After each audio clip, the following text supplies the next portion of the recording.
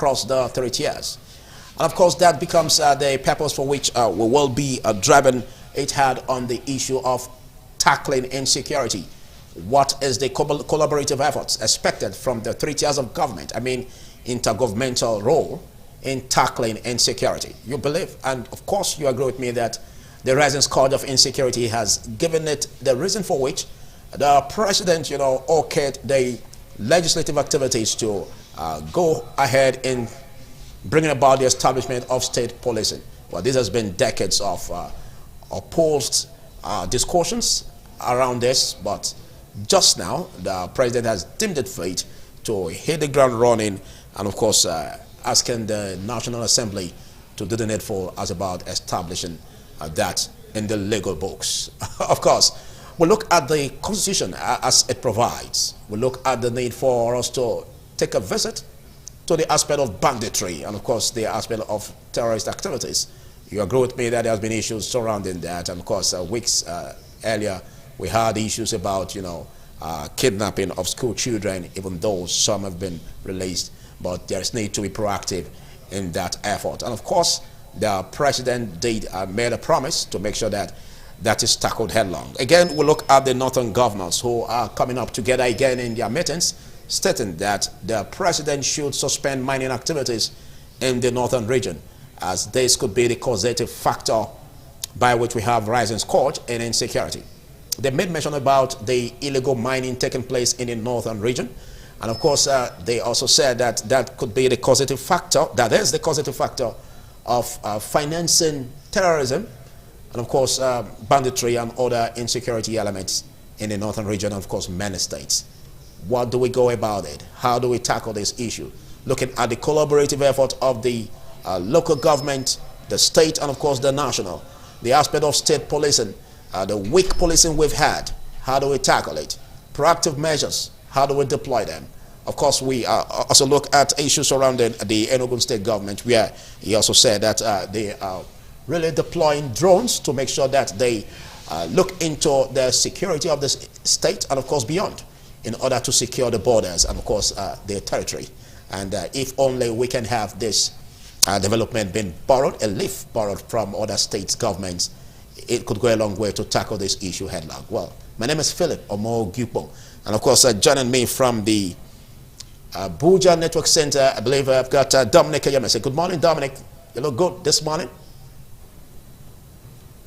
Very good morning to you, Philip. Of course, you didn't look different as expected. Well, it's a Tuesday. The program this morning on ITV, it's always a delight to be on your TV set every day to give you the best of current affairs as regards issues that have to do with Nigeria and possibly beyond the shores of this country. Quite a very interesting opening.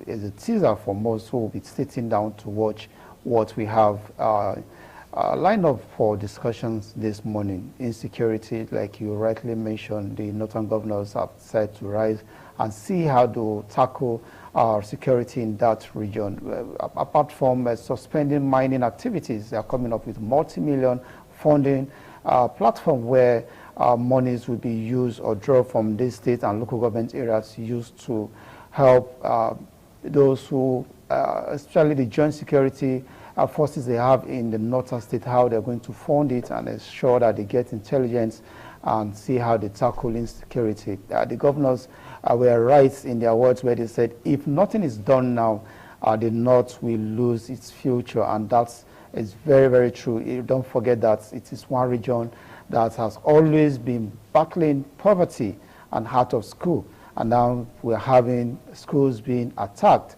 in most of this region. The Niger State students are still in the hands of their captives.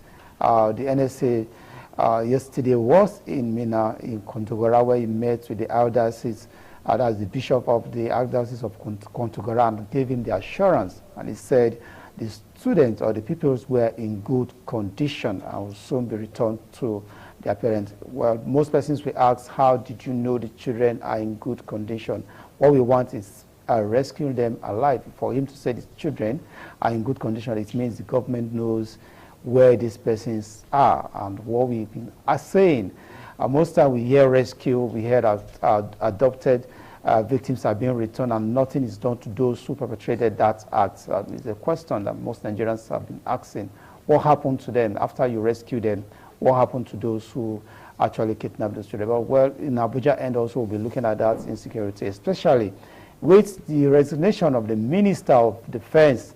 Yesterday, news filtered in, or rather, a statement from the spokesperson of the president said the minister put in his paper saying he has to resign due to health ground. But most persons are still questioning why he has remained in office for a very long time.